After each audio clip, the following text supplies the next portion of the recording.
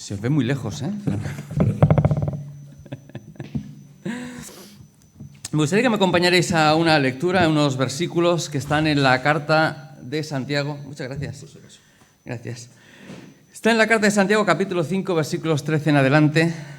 Santiago 5, versículos 13 en adelante.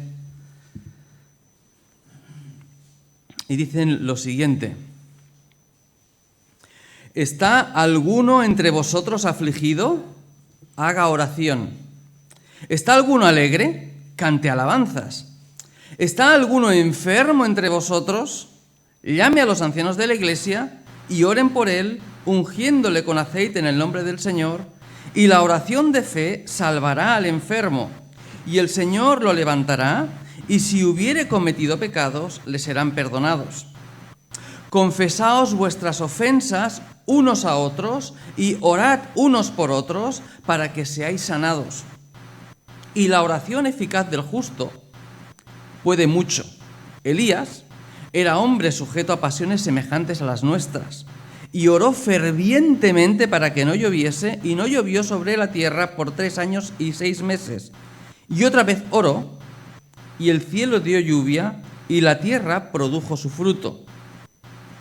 Hermanos, si alguno entre vosotros se ha extraviado de la verdad y alguno le hace volver, sepa que el que haga volver al pecador del error de su camino salvará de muerte un alma y cubrirá multitud de pecados.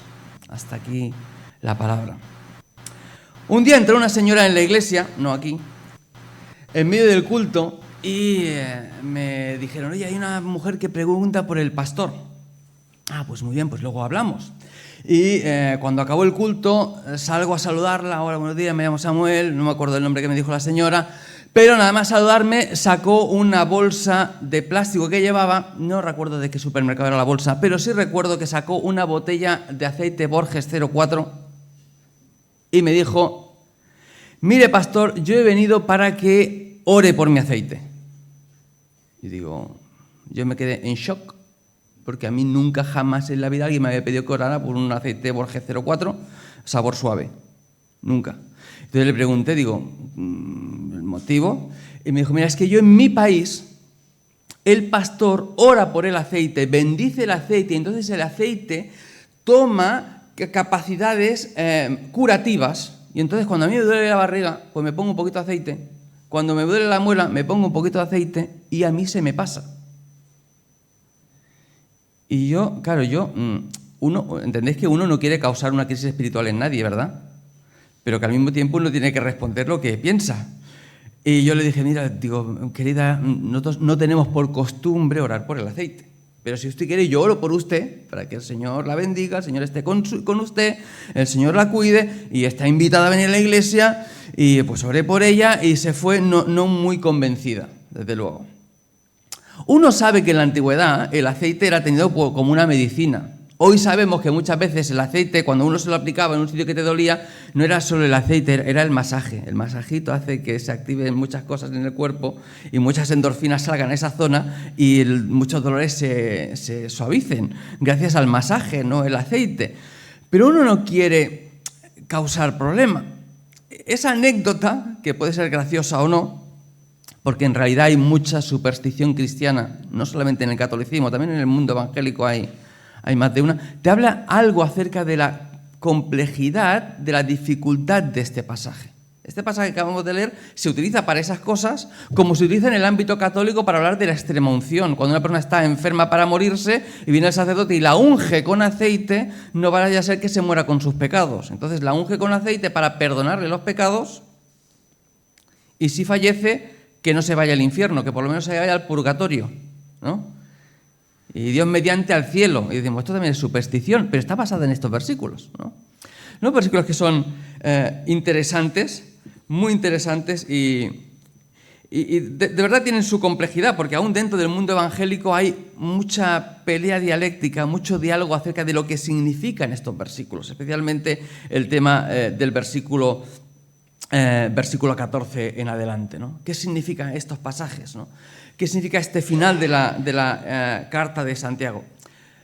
Para explicarlo tenemos que hacer un poco de repaso, lo haremos muy rápido, ¿vale? Muy rápido para podamos enfocarnos en qué es lo que está enseñando Santiago aquí.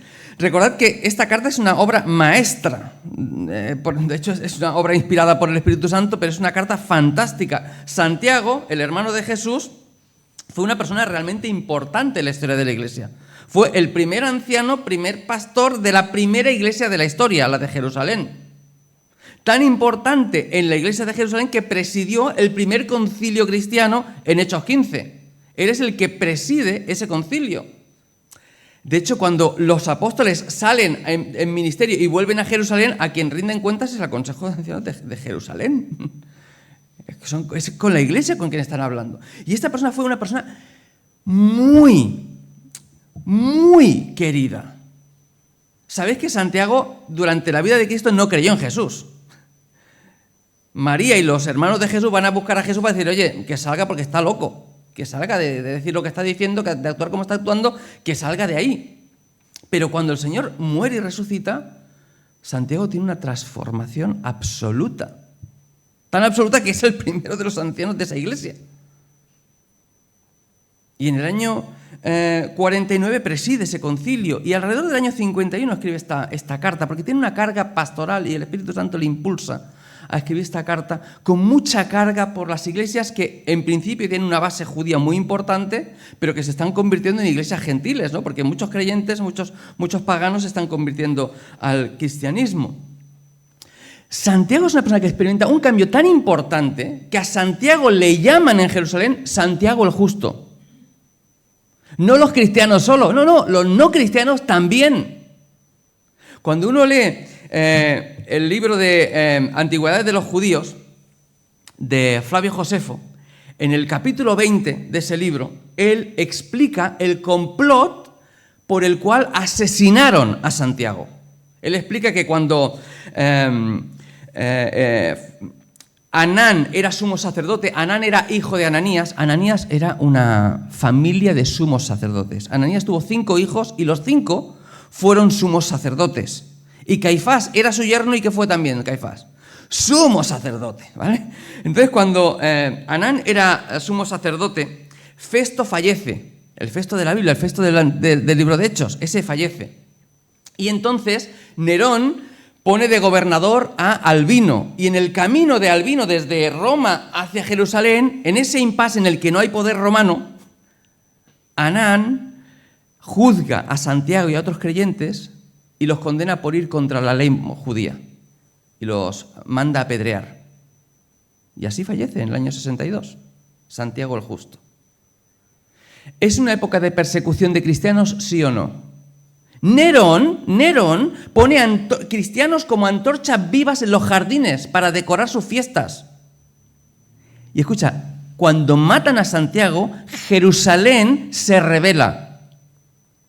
La gente monta un cirio, empiezan a enviar cartas al rey Agripa II para decirle que es inconcebible que hayan matado a Santiago, porque Santiago es una persona justa. Y hay tal revolución que Agripa destituye al sumo sacerdote y pone a otro en su lugar. Y Albino, cuando se entera, envía cartas a Anán, al sumo sacerdote destituido, para decirle que él se va a vengar de él por lo que ha hecho. ¿Qué testimonio tiene que tener un creyente para que una ciudad como Jerusalén se revolucione entera porque lo han matado? ¿Cómo? ¿Te puedes imaginar el testimonio de esta persona? Para que 300 años más tarde la iglesia en Jerusalén aún conservara la silla donde se sentaba en la iglesia. 300 años más tarde aún se conservaba su silla. ¡Qué tipo! ¡Qué ejemplo! Cómo el Señor lo transformó y lo cambió de arriba abajo. Y en el año 51, un par de años después del concilio, él escribe esta carta que tenemos en la Biblia. Y su preocupación es buscar el equilibrio en la vida cristiana, que la fe sea algo práctico, vivo, real en los creyentes. Él no quiere que los creyentes caigan en un legalismo muerto. Hay a veces creyentes que parece que celebrar un cumpleaños sea un pecado. hacer una fiesta, ir a bailar, tomarse una copa de vino, pecado mortal divertirse. Aunque en la Biblia hay un montón de es tan claro que podemos caer en eso, que en la Biblia hay un montón de exhortaciones a celebrar, a alegrarse, a disfrutar, a comer con los amigos debajo de una higuera. Te manda la Biblia una y otra vez a alegrarte y celebrar. Porque hay gente que cae en un ascetismo, que hay que ir, serio por la vida, como si estuvieras de funeral. Lo habéis visto, ¿eh? Lo habéis visto. Por otro lado, hay gente que cae justo en lo contrario, ¿no? Como la salvación no se pierde, pues mira, ¿sabes, Señor? En el cielo nos vemos, aquí me encargo yo y ya quedamos allí si acaso. Y viven como si Dios no tuviera que gobernar en su vida, como si el pecado no tuviese consecuencias en la vida. Y Santiago tiene que buscar ese equilibrio y quiere que los creyentes vivan de una manera fiel, auténtica. Vivan en el poder del Espíritu Santo y el Espíritu Santo gobernando su vida y trayéndoles bendición. Y cuando uno llega a esa carta te darás cuenta que en el capítulo 1 habla de las pruebas, de las aflicciones. Luis ha leído un pasaje que también habla de eso, ¿verdad? Los creyentes pasamos por pruebas y por aflicciones. Pasamos por tentaciones y tenemos que resistirlas. Dicho sea de paso, prueba y tentación es lo mismo. Es exactamente la misma palabra griega. Es la misma exacta situación. Si estás pasando una situación complicada en la vida, Satanás quiere sacar lo peor de ti y ese aspecto de esa prueba, de esa circunstancia, es lo que llamamos tentación, porque Satanás quiere sacar lo peor de ti y Dios quiere sacar lo mejor de ti, ¿vale? En ese sentido le llamamos prueba, ¿no? Pero es la misma circunstancia. Y los creyentes pasamos por pruebas y por tentaciones. Y nos habla Santiago en el capítulo 1 que el origen de las tentaciones no podemos buscarlo fuera, que está dentro de nosotros, que está en nuestra propia naturaleza, en nuestros propios bajos instintos, que nos pueden arruinar la vida. Y nos habla en el capítulo 1 acerca de oír y hacer la palabra, que no podemos ir a la iglesia o leer la palabra y hacer como si fuese algo que hemos aprendido, pero que no tenemos que aplicar a la vida. Y luego llega el capítulo 2 y empieza a hablar acerca de la discriminación, no en otro lugar, no, en la iglesia, donde a la gente con dinero lo ponen en el primer sitio y a la gente sin dinero lo ponen en el final. Y dirás, ¿eso no pasa? Vaya si pasa. De una manera o de otra. Igual no es por la riqueza, igual es por lo guapo que eres. Igual es por lo bien que hablas. Igual es por lo bien que vistes. Pero se discriminaba y se discrimina en muchas iglesias. Dice, eso no puede ocurrir. Y habla de que la fe sin obras es una fe ¿qué? Muerta. Dios bendice lo que haces, no lo que dices que vas a hacer. ¿Sabes? Y habla de dominar la lengua. ¿Sabes cuál es el ejemplo máximo de estar lleno por el Espíritu Santo? No es hablar en lenguas, es dominar la que tienes. Es dominar, y cuesta mucho dominar la que tienes. Porque habla de pleitos y guerras y rencillas entre creyentes que se sacan los ojos. Gente creyente que son los mejores amigos de la vida se van de vacaciones 10 días y cuando vuelven de los 10 días de vacaciones te dicen o se va ese de la iglesia o me voy yo. Pero no eran los mejores amigos y no podéis arreglarlo. Porque el Señor murió por vosotros. Y no hay manera de...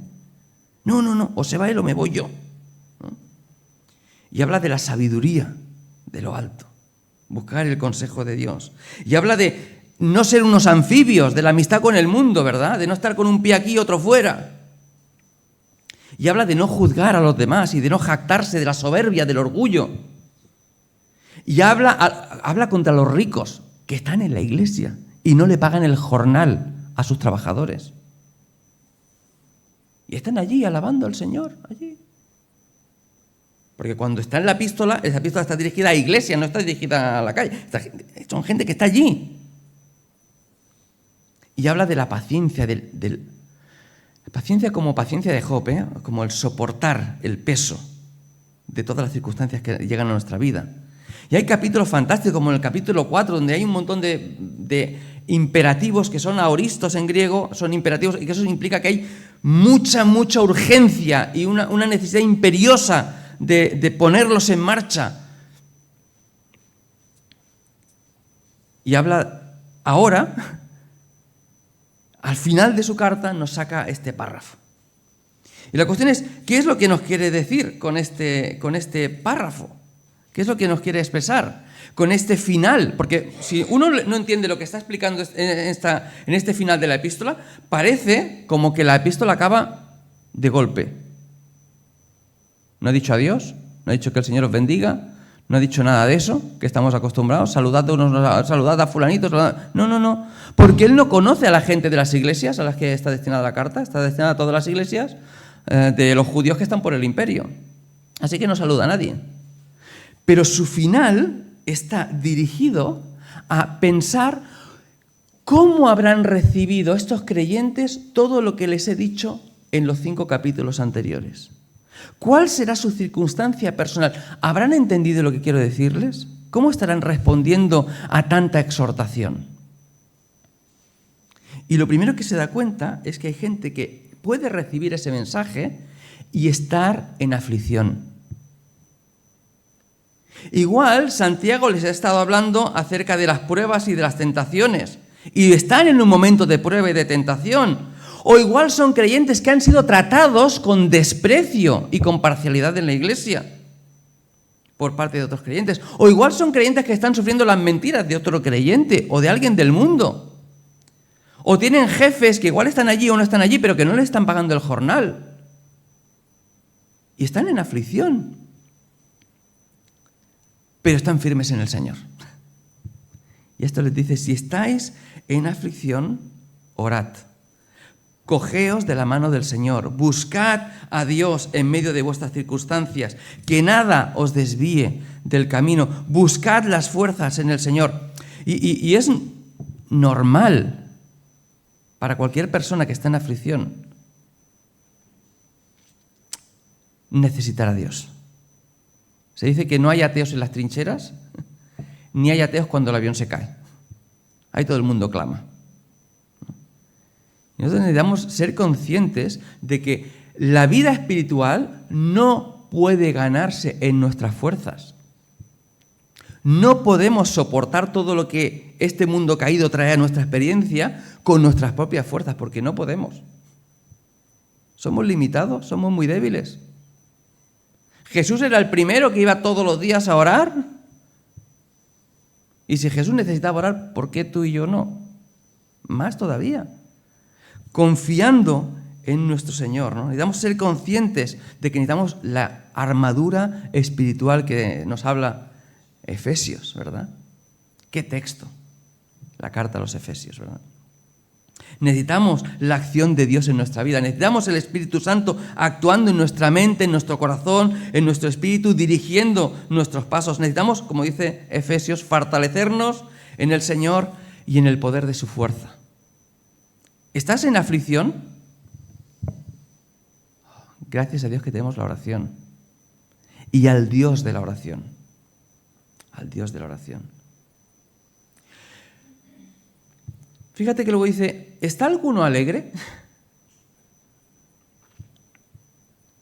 Igual, alguno ha leído esta carta y dice, ¡qué pedazo de sermón! Ole tú, Santiago, esto es lo que la iglesia necesitaba escuchar. No va conmigo, porque yo no estoy en prueba, no estoy pasando una gran tentación, no me está ocurriendo nada de lo que pone aquí, alguna cosita suave, pero, oye, qué pedazo de sermón. Ole, ole y ole, pero no va conmigo. Esto va muy bien para mi vecino, va muy bien para el de atrás, va muy bien para el de adelante, pero yo estoy feliz de la vida me sonríe, me va muy bien, estoy muy bien en el trabajo, está muy bien en mi familia, todo va bien. ¿Sabéis? Hay una historia muy interesante que es un mito, es una historia falsa, es una fábula, que dicen que Salomón un día encargó a un artesano de su corte que le hiciese un anillo que cambiase su estado de ánimo. ¿Sabéis esa fábula? Y entonces el artesano le hizo un anillo muy pequeñito, muy sencillo, con una sola inscripción aquí. Y la idea era que cuando él estuviese contento se pusiese triste y cuando estuviese triste se pusiese contento. ¿Sabes lo que hizo el artesano? La inscripción que le puso es esto también pasará. Entonces, cuando él estaba contento, teóricamente miraba el anillo y decía, estoy contento, pero esto también pasará. Y cuando estoy en aflicción, miro el anillo y digo, esto también pasará, ¿no? Bueno, eso es una fábula, ¿verdad? Pero la palabra de Dios sí que nos dice, el que esté firme, mire qué, que no caiga. No estás en aflicción, tranquilo, ya llegará. Llegará tarde o temprano, llegará. Pero si estás en un momento de bendición, no te olvides de Dios. Da la gloria a Dios. Agradece a Dios todo lo que Dios te da, que es todo lo que tienes. ¿Cuántas veces nos olvidamos de Dios? ¿Cuántas veces hay gente que llega a la iglesia o te viene, oye, ora por mí porque estoy en un momento de dificultad, pero cuando pasa el momento de dificultad, se acabó la persona hasta el próximo momento de dificultad, ¿no? ¿Le pasó a Israel en el libro de Jueces? Le pasó. Y mira que estaban avisados, ¿eh? En Deuteronomio nos dice Moisés, oye, cuando llegues allá a la tierra prometida, cuídate, no sea que tú edifiques casas, la vida te sonría, te hagas rico, te vaya bien y luego que digas, oh, esto lo he hecho yo. Yo con mi esfuerzo me lo he ganado y yo me lo voy a disfrutar. Y te olvides de Dios, que es el que te lo da. Así que Santiago está pensando en gente que está en un momento de aflicción y ahora gente que está en un momento de bendición. Y a los dos les dice, dirigíos a Dios. Pensad en el Señor, no os olvidéis de Dios. Cantad alabanzas, sed agradecidos, cumplid vuestras promesas al Señor. No seas un oidor olvidadizo, como nos dijo en el capítulo 1. No seas del tipo de persona que va a la iglesia solo cuando te va mal, ¿no? No confundamos las bendiciones con aquel que nos da las bendiciones, ¿no? No confundamos este mundo con la eternidad. No nos conformemos con lo que este mundo nos ofrece y no lleguemos a anhelar la tierra prometida, ¿no? Como por cierto le pasó al padre de Abraham, que llegó a una tierra, se quedaron allí, montaron la tienda, ¿y dónde se quedó el padre de Abraham? En esa tienda, sin llegar a la tierra prometida. Allí. Hay un tercer grupo al que le dedica muchísimo espacio.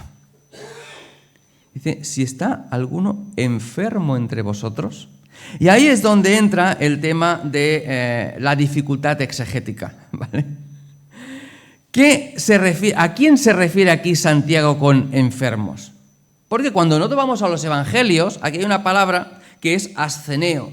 Asceneo es la palabra para enfermo, la palabra griega para enfermo aquí. Cuando uno va a los evangelios, por ejemplo, en Mateo capítulo 10 y versículo 8, asceneo es un enfermo físico. Es alguien que está enfermo, a quien Jesús sana. Pero cuando vamos a las epístolas, inmensamente, mayoritariamente en las epístolas, nos referimos a gente que está débil espiritualmente, gente que está enferma espiritualmente. Por ejemplo, en Romanos capítulo 4, versículo 19, dice que Abraham no se debilitó en la fe, no enfermó en la fe, al considerar que era una persona demasiado anciana para poder ser padre.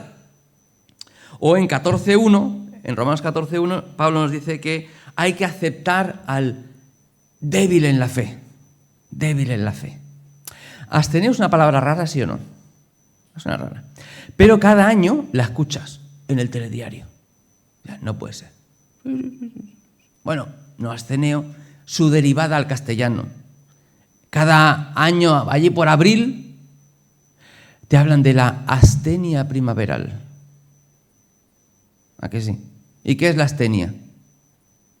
Pues un estado de decaimiento, de no tener fuerzas, que te provoca el cambio de tiempo, ¿verdad? Después del invierno llega la primavera y uno está como debilidad. No todo el mundo le afecta igual, pero hay gente que sí le afecta mucho, ¿no? Y Santiago está pensando en aquellos que han leído su epístola, que han escuchado sus exhortaciones, que han escuchado acerca de las tentaciones, de la firmeza de carácter, del sostenerse en pie, de la paciencia, del aguante, y no solo no están en victoria, sino que están en absoluta derrota.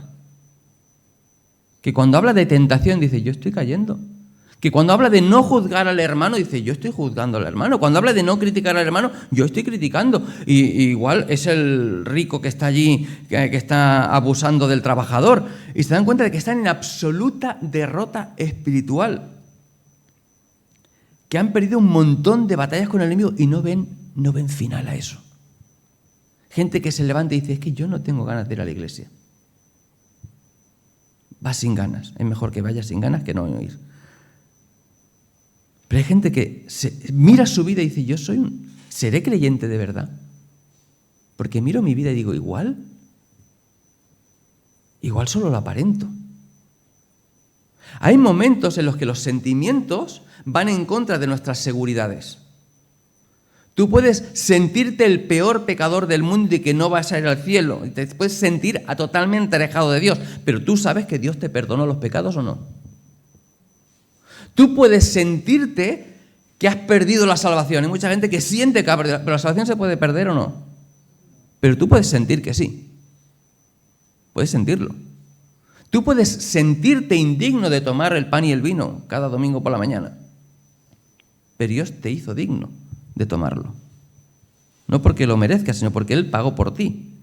Y en ese capítulo 2 fantástico encontramos la carne, la sangre y la cruz. Y nos dice que hemos hecho la paz con nosotros mismos, Él es nuestra paz, hemos hecho la paz entre nosotros y hemos hecho la paz con Dios. Eso es lo que nos dice el texto. Y es muy curioso que utilice la carne, la sangre y la cruz como elementos, ¿no? Que es lo que simboliza, ¿no? este acto. Tú puedes sentirte indigno, pero Dios te ha hecho digno. Tú puedes sentirte que no vales nada, pero Jesús ha imputado en ti sus obras. En tu cuenta bancaria del cielo están sus obras, no las tuyas. Su dignidad, no la tuya.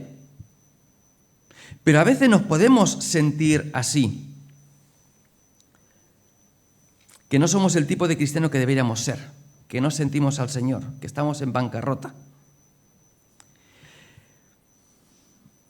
Y de alguna manera leen esta carta y no es que Santiago los esté animando, es que los está hundiendo en el barro. Ven cómo las pruebas les han robado todo, ¿no? Cómo les han destrozado personalmente, espiritualmente, ¿no? A estos se dirige primeramente Santiago. Primero a personas individuales, pero siendo consciente, porque lo está Santiago, de que igual que hay personas espiritualmente enfermas, hay iglesias espiritualmente enfermas. Y eso se ve perfectamente en este pasaje. Entre otras cosas porque luego veréis en el versículo 16 que dice, confesaos vuestras ofensas los unos a los otros, para que seáis sanados, ¿no? Orad los unos por los otros, para que seáis sanados, ¿no? Así que hay una situación que afecta a nivel personal, pero hay también situaciones que afectan a nivel comunitario de iglesias, ¿no? Y es a estos a los que Santiago quiere dirigirse. ¿Cómo no van a estar enfermas si entre ellos hay crítica? ¿Cómo no van a estar enfermos si hay peleas entre creyentes, si hay maledicencia, si hay favoritismo, si hay guerras, si hay pleitos, si hay orgullo, si hay soberbia? De todo eso ha ido saliendo en la carta, ¿eh? Si hay jactancia, si hay codicia, si hay envidia, si hay gente que ora a Dios no para que Dios haga su voluntad en su vida, sino para que Dios les dé lo que ellos quieren de ellos. O sea, Señor, bendice mis planes, los tuyos ya están bien, pero yo quiero que me digan los míos. Y luego ya los tuyos sí hace falta, pero los míos. Así que realmente hay circunstancias de derrota en la iglesia, en la experiencia cristiana. Y Santiago, que se reconcome por dentro porque es pastor de una iglesia y conoce esa realidad, se dirige a estos creyentes. Y la primera cosa que le dice es que, mira, el primer responsable de tu situación espiritual eres tú. Mira, si alguno está enfermo, ¿qué es lo que tiene que hacer el enfermo? Llamar a alguien que le pueda ayudar. Tiene que llamar él. ¿Sabes qué pasa? Que muchas veces hay gente, vamos a ver, hipotéticamente hablando, que están mal y parece como que la culpa es de los demás. Es que la iglesia, es que no me han llamado los ancianos. Pues llama tú. O no tienes tecladitas para llamar tú también. Si quieres que habla con... O sea, llama, que igual que puedes recibir un correo, puedes enviarlo. La responsabilidad es de uno, primeramente de uno mismo. Es el que cuando uno mira su vida y dice, yo no estoy bien, necesito ayuda, llama a alguien que te pueda ayudar. Y aquí pone como ejemplo a los ancianos, pero no es específicamente a los ancianos. Lo importante es que la iniciativa la tiene que tomar uno. Llame, y ese pasaje es muy interesante porque es llame para sí, ¿no? Que los atraiga a su lado, que los busque, que busque ayuda espiritual de alguien con que le pueda ayudar, con quien pueda compartir, ¿no? Y ahora, estos dicen que lo ungen con aceite. Claro, esto es, tómate la medicina y ora al Señor, ¿no? Lo ungen con aceite en el nombre del Señor, que oren por él y lo unjan con aceite. Esto es, ora al Señor, pero tómate la medicina para que puedas curarte. ¿Es de eso de lo que va? No, el ungir con aceite en el contexto judío es lo que se le hacía a los sacerdotes, a los reyes, para santificarlos para el ministerio. Es un recordatorio de una unción mucho más sublime que es la del Espíritu Santo. Es un recordatorio para decirle, te estamos ungiendo para recordarte que tú eres santo en el Señor porque tú has recibido el Espíritu Santo. Tú eres un hijo o una hija de Dios. Es lo que están haciendo aquí. Y entonces dice, y la oración de fe salvará al enfermo. ¿La fe de quién? ¿La fe de quién? Del enfermo, ¿eh? Es el que dice, Señor, yo quiero cambiar, ayúdame. Yo no puedo, pero tú puedes. Ayúdame a cambiar. Cambia mis circunstancias, cambia mi situación, cambia mis sentimientos, cambia mi perspectiva. Y ahí esa palabra salvará es muy interesante porque es una palabra en griego. Hay varias palabras para salvación en griego. Una es sozo. Sozo, que es esta que aparece aquí, es salvación integral. Lo ocupa todo. También se utiliza para sanidad física. Permíteme que salga ahora de texto.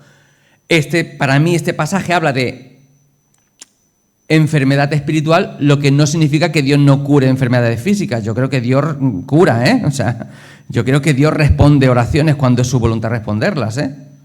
Lo creo absolutamente que eso ocurre así. Que Dios hace milagros. Dios los hace. Pero en este pasaje está hablando de personas que están leyendo esa carta y están en una derrota espiritual y dice, ¡hey!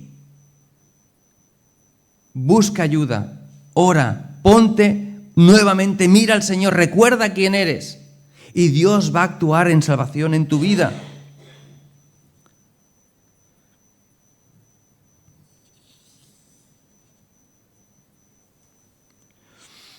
Por eso este pasaje habla también de iglesias enfermas que necesitan confesarse las ofensas los unos a los otros y necesitan orar los unos por los otros para que Dios restaure las relaciones. Muy interesante que dice aquí, y si hubiere cometido pecados, porque igual estás en derrota espiritual y no has cometido ningún pecado. Igual es que no has podido soportarlo. Pero igual sí. Igual si estás en derrota espiritual por causa de algún pecado no confesado. Y necesitas ir a tu hermano y confesarle tus pecados. Y decir, oye, yo lo siento mucho, yo he hecho esto contra ti y me sabe muy mal. O yo me siento así cuando tú has hecho esto. Porque a veces hay que, también el otro, ¿no? Que dice, no, es que me ofendió, tiene que venir a pedirme perdón. Claro. Porque Jesús es lo que hizo, ¿no? Como me habéis ofendido a mí, como habéis pecado contra Dios, pues ya vendréis. O fue él a buscar a los pecadores. ¿Qué hizo Jesús? Murió por mis pecados antes de que los cometiera yo. Imagínate tú. Antes de que naciera ya había muerto por mis pecados. Imagínate si tomo la iniciativa. Nosotros tenemos que ver esa cosa con perspectiva también. Darnos cuenta de la necesidad que tenemos de restaurar las relaciones rotas. Porque en Cristo Jesús, lo acabamos de leer en Efesios 2, Él ha hecho la paz entre nosotros, cada uno de su padre y de su madre, pero todos hijos de Dios, ¿no? Dios puede restaurar tu vida. ¿Crees eso? Es parte de nuestra fe, ¿eh? Dios puede cambiar todo lo que hay en nuestra vida. Y es posible que algún creyente en derrota diga, pero eso, ¿cómo sé que Dios me va a responder? Y entonces encontramos ahí el ejemplo. Dice, fíjate, la oración eficaz del justo puede mucho. Escucha, el justo eres tú, aunque estés en derrota, porque Dios te ha justificado, te ha hecho justo, ¿vale? Pero para que tú lo entiendas, te pone como ejemplo a Elías. Y a veces nos pasa, no sé si os pasa a vosotros, que a veces leemos los libros de la Biblia y pensamos que los antiguos, los ejemplos, las personas que salen en los profetas, los reyes, eran superhombres. ¿Quién fuera como Josafat o como David? O como Elías, o como Jeremías, o como Isaías. Y eran hombres y mujeres como tú y como yo. Con los mismos problemas, con las mismas limitaciones, con las mismas dificultades, con las mismas pérdidas de perspectiva muchas veces. Es muy interesante que ponga a Elías como ejemplo, porque Elías está un día ahí luchando contra 800 profetas de Baal, ¿os acordáis? Burlándose de los profetas, diciéndole, igual es que vuestro Dios está en el baño y no se escucha, igual se ha pegado una siesta y no puede responder vuestras oraciones. ¿Está burlándose o no? Vamos, si se está burlando. Está allí el rey y la reina, y al día siguiente está diciéndole a Dios, Dios, mátame, sácame de este mundo porque yo no quiero vivir más. Yo no puedo seguir adelante. Mátame. Mátame, sácame de este mundo. Yo no quiero vivir más. Mírate si es un buen ejemplo. Mírate si es una persona con las mismas debilidades que nosotros. Y con esas debilidades, Dios puede utilizarte para burlarse de 800 profetas. Fíjate. Y con todas esas debilidades, dice que él ora y deja de llover. Y vuelve a orar y vuelve a llover. Porque la fuerza de la oración no está en nosotros, está en el Dios al que se dirige la oración. No es que la oración pueda mucho, es que el Dios que recibe la oración puede mucho, muchísimo, porque tiene todo el poder, ¿no? Dios es poderoso para restaurar, Dios es poderoso para hacernos cambiar. El que estuvo dispuesto a entregar a su Hijo por ti, dice el texto, ¿cómo no nos dará juntamente con Él todas las demás cosas? Todas las demás cosas, todo lo que necesitamos está a disposición porque Dios es fiel. Y la oración es la vía central que Dios utiliza para cambiar nuestra vida, para transformar nuestra vida.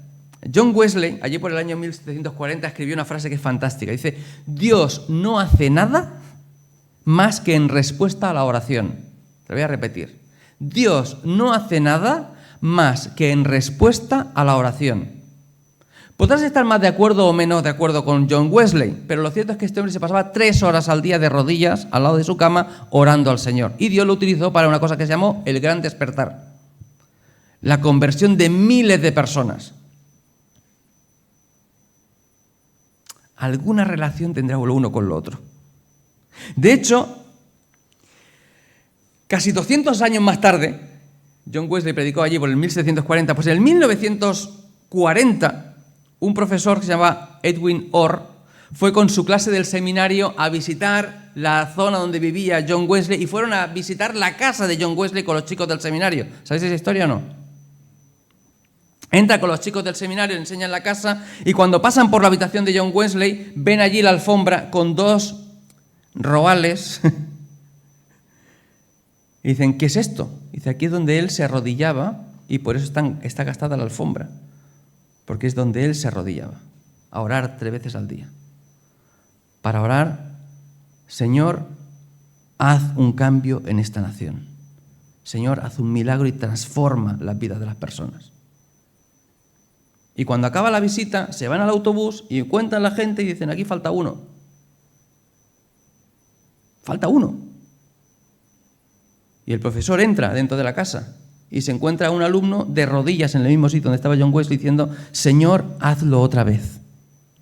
Hazlo otra vez por tu Espíritu Santo, hazlo en mí. ¿Sabes cómo se llama ese chico? Billy Graham. Billy Graham. Señor, hazlo otra vez en mí. Porque Dios tiene todo el poder por su Espíritu Santo para transformar nuestra vida y para usarnos, sea cual sea nuestra situación. Tercer grupo de personas. Pero nos encontramos con un cuarto, que son los que se han extraviado de la verdad. Esto ya ni siquiera están en la iglesia. Fíjate lo que dice. Si alguno de entre vosotros se ha extraviado de la verdad y alguno le hace volver, esto ya no está en la iglesia, querido. Esto ya no está. No es que estén derrotados, es que ya han abandonado el barco. ¿De quién son responsabilidad estos? ¿De quién? ¿De los ancianos? Dice aquí, si hay alguno que se ha extraviado de la verdad, que los ancianos cojan y vayan a caballo y lo vayan a buscar. ¿Dice eso? Dice si alguno, todos. ¿No? Este versículo a mí me recuerda mucho Génesis, cuando dice, ¿dónde está tu hermano? ¿Acaso soy yo, guarda de mi hermano? Pues sí, eres tú, es que no hay otro. No va a venir alguien que no lo conozca, tendrá que ir alguien que lo conozca, entiéndeme. O sea, a mí me gusta, a mí me hace gracia una cosa que a veces me pasa. Seguramente os ha pasado también a vosotros, pero a mí me ha pasado alguna vez, que es que me viene alguien y me dice, Samuel, deberías llamar a fulanito o deberías hacer no sé qué porque hay tal necesidad.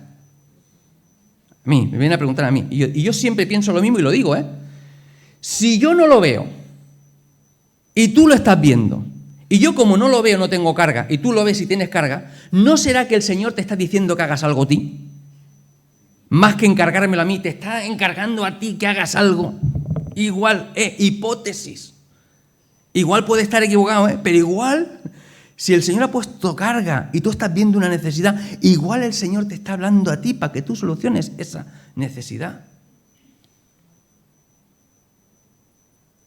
¿Y qué pasa cuando hay hermanos que han dejado los caminos del Señor? ¿De quién son responsabilidad? Si no es de la iglesia. Entonces dice, si alguno le hace volver, escucha, si conoces a alguien que ha dejado los caminos, llámalo. Un café vale 2 euros o menos de 2 euros. No te va a costar tanto tener una charla. No te va a costar tanto, Una comida, haz una butifarrada en tu casa, invítale a una barbacoa, yo qué sé. Haz una paella. Llama por teléfono, envía un SMS. ¿Cuánta gente no viene a la iglesia y dice que nunca me llamaron?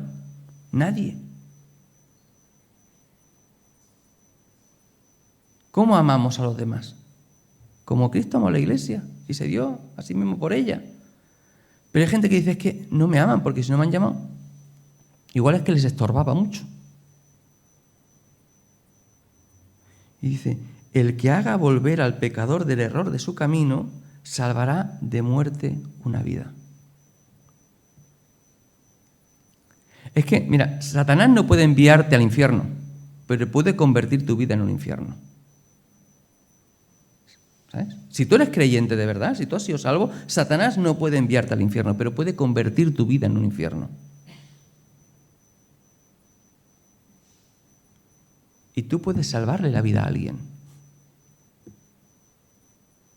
Tú puedes intervenir, ser usado por Dios para que alguien pueda volver a los caminos del Señor. Pueda ser restaurado a los caminos del Señor. Y fíjate, hay un versículo ahí al final que es un versículo fantástico, que es Proverbios 10:12, ¿no? Dice, el odio despierta rencillas, pero el amor cubrirá todas las faltas. Y ahí dice, salvará de muerte un alma y cubrirá multitud de pecados. Porque es que hay momentos en los que uno tiene que pasar por alto los pecados de los demás, ¿sabes? Si tú vas cargando con las ofensas de los demás, el único que se hace daño eres tú. En un momento que tienes que decir, mira, tu regalito te lo quedas. Yo voy a estar tranquilo, yo perdono todo. ¿Habéis visto a la mujer de Charlie Kirk? Este hombre americano que asesinaron el otro día. Cómo en el funeral la mujer dice, yo perdono al asesino de mi marido. Hay que ser muy fuerte. Hay que ser muy fuerte, porque yo, como tengo una escopeta cerca, igual lo perdono luego de encargarme. Pero qué fortaleza para actuar como Jesús, ¿no? En la cruz, decir, Padre, perdónalos porque no saben lo que hacen. Y tú tienes que decir, oye, nosotros somos pecadores, tremendamente pecadores. Hemos fallado muchas veces y tenemos que perdonar a los otros porque Dios también nos perdona, ¿verdad? Perdona nuestros pecados como nosotros también perdonamos a los que nos ofenden. Danos fuerza, Señor, para no cargar con cosas que no necesitamos cargar. ¿Es posible que estemos en la aflicción? ¿Es posible? ¿Es posible que estemos alegres? ¿Es posible? ¿Es posible que estemos en derrota espiritual, en astenia espiritual? ¿Es posible. Es posible que conozcamos gente que ha abandonado los caminos del Señor, más que probable. Y Santiago acaba su epístola pensando en estos cuatro perfiles de creyentes. Seguramente estamos en uno de ellos. A veces estamos en uno de ellos en unas cosas y estamos en otro de ellos en otras cosas, ¿verdad? A veces cosas en nuestra vida que nos van muy bien y hay otras partes de nuestra vida que decimos, madre mía, Señor, ayúdame porque esto no puede ser, no puede seguir así, ¿no? Pero necesitamos recordar que sea cual sea nuestra circunstancia personal, Dios tiene en el control de nuestras vidas. Podemos y tenemos que tener en cuenta a Dios. Tenemos que volvernos a Dios, a darle el lugar que Dios merece en nuestra vida, porque no hay nada que Él no pueda sanar, no hay nada que Él no pueda restaurar. Y es posible que en nuestra vida hayamos perdido muchas cosas por el camino. ¿Sabéis? Uno llega al final de la vida como creyente con un montón de cicatrices. Al principio parece que todo es más sencillo, ¿verdad? Pero cuando uno va acumulando años en el Señor, hay tantas cicatrices, tantas batallitas perdidas, tantas cositas por ahí. A veces nos han herido de una manera tan profunda, ¿verdad? A veces nos hemos alejado del camino en momentos que igual teníamos que haber permanecido. Pero la victoria está en Jesús. Dios es quien nos da la victoria. Él sufrió para que nosotros pudiéramos ser sanados. Es lo que dice Isaías 53, ¿verdad? ¿No es lo que dice? ¿No es lo que hemos leído? Que Él murió por nuestras llagas, que Él sufrió para que pudiésemos ser sanados, que Él mira el fruto de la aflicción de su alma y queda satisfecho. Que Dios dice, lo que me ha costado redimirles, lo que me ha costado rescatarles, y valió la pena. Valió la pena. Ellos son el pueblo que quise rescatar para mí. Pues quiera Dios que podamos responder a su palabra, ¿verdad? Podamos tener una actitud de búsqueda del Señor, de restauración de las relaciones, de restauración de nuestra relación con Dios, de cuidado de nuestra relación con Dios, de búsqueda del Señor en cada momento de nuestra vida. Que el Señor los bendiga.